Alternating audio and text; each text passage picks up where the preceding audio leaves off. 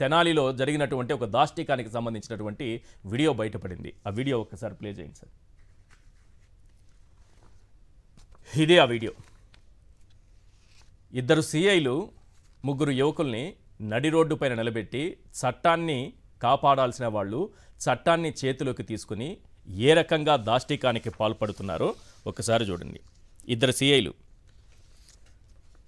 Tenali 2 town CI Ramulu Nayak, 3 town CI Ramesh Babu. ఒకరేమో వాళ్ళని ఆ విధంగా నడి రోడ్లో కూర్చోపెట్టి, ఇది ఎక్కడో మీరేదో వాళ్ళేదో ఉగ్రవాదులు కారు, పాకిస్తాన్ ఉగ్రవాదులు అసలే కారు, కసబులు కారు, ఇద్దరు దళిత యువకులు, ఒక మైనారిటీ యువకుడు. ఇద్దరు సిఐలు వేరు 2 టౌన్ 3 టౌన్ ఇద్దరు కలిసి రాములు నాయక్ గారంట, 3 టౌన్ సిఐ రమేష్ బాబు గారట.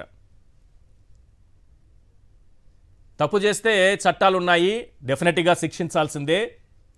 కానీ చట్టాన్ని గౌరవించి చట్టాన్ని కాపాడాల్సిన వాళ్లే చట్టాన్ని చేతిలోకి తీసుకొని నట్టనడి వీధిలో ఇంత దాష్టికానికి పాల్పడుతుంటే మనం అక్కడ మహానాడు జరుపుకుంటూ శాంతి భద్రతల గురించి అద్భుతమైనటువంటి పాలన అందిస్తున్నామని మనం చెప్పుకుంటాం. ఒకరు కాళ్ళపైన పాదాలపైన కొడుతూ ఉంటే ఇంకొకరు కాలితో, బూట్ కాలుతో వాళ్ళ కాళ్ళను నొక్కి పెడితే లాఠీ విరిగేలా ఇంకొకరు కొడుతున్నారు. అలా కొట్టడానికి మనసు అనేది కూడా ఎలా అంగీకరిస్తుందో అర్థం కావటం లేదు. తప్పు చేసుండొచ్చు, చట్ట ప్రకారం శిక్షించండి. వాళ్ళు ఏ తప్పు చేసినా సరే, ఎవడు ఎలాంటి తప్పు చేసినా సరే చట్ట ప్రకారం శిక్షించండి. వాళ్ళిద్దరు దళితులు, ఒక మైనారిటీ యువకుడు అని చెప్తున్నా. ఒకవేళ వాళ్ళు చేసిన తప్పే, ఏ తప్పు చేశారనేది పక్కన పెడదాం. వాళ్ళు చేసినటువంటి తప్పే, ఏ డబ్బున్న వాళ్ళో, ఏ అగ్రకులాల వాళ్ళో, ఏ రాజకీయ నాయకుడు కొడుకులో అయితే ఇలాగే ట్రీట్మెంట్ ఇచ్చేవాళ్ళ. ఫస్ట్ ట్రీట్మెంట్ ఇవ్వకూడదు. వాళ్ళకి మాత్రం మనం అంత ధైర్యంగా ముందుకెళ్ళలేము.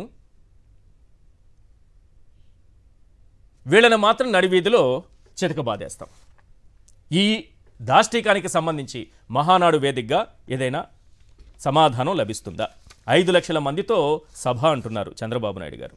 ఆ రోజు మనకి ఎన్నికల అధికారి, ఎన్నికల కమిషనర్గా నిమ్మగడ్డ రమేష్ గారు ఉన్నారు.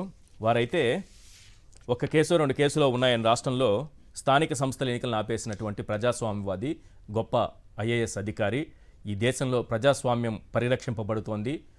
వర్షాలు కురిసి 3 పంటలు 4 పంటలు సకాలంలో పండుతున్నాయి, మనమంతా సుభిక్షంగా ఉన్నామంటే అటువంటి అధికారులు ప్రజాస్వామ్య పరిరక్షణకు పనిచేస్తున్నారు కాబట్టే ఇంత చక్కగా ఈ దేశం గొప్పగా సుఖ సంతోషాలతో వర్ధిల్లుతోంది. ఇప్పుడు వారికి ఏంటంటే ప్రశ్న, సార్ ఇప్పుడు కోవిడ్ కేసులు దేశంలో 1500 దాదాపుగా వచ్చేసాయి. ఒక్క ఏపీలోనే 5 కేసులు అయిపోయాయి.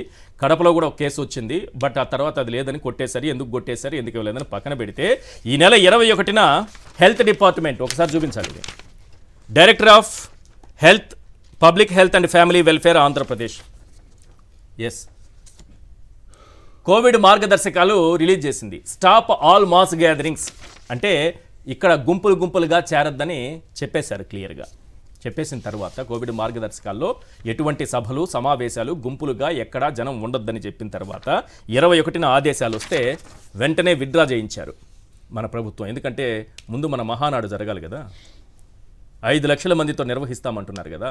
ప్రభుత్వానికి బాధ్యత ఉండాలి, ఆ ప్రభుత్వాన్ని నడిపేటటువంటి పార్టీకి మరింత బాధ్యత ఉండాలి. ఇక్కడ చూడండి, అండర్లైన్ చేశాను చూడండి.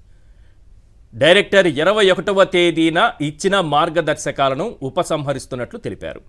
కోవిడ్ కేసులు పెరుగుతున్నాయి కాబట్టి ఉపసంహరించినట్టున్నారు. నాకు తెలిసి 5 రోజులకు ముందు తక్కువ ఉన్నాయి, ఇప్పుడు పెరిగాయి కాబట్టి ఉపసంహరిస్తున్నారు. ఓవరాల్గా మహానాడు నిర్వహించే అర్హత టీడీపీకి ఉందా?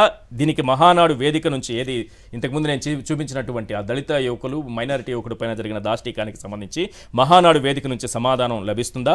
6 హామీలకు దిక్కులేదు కానీ 6 శాసనాలు అనేది కొత్తగా ఒకటి మాట్లాడుతున్నారు. ఏంటి 6 శాసనాలు? మహానాడుతో ప్రజలకు జరిగే మేలంత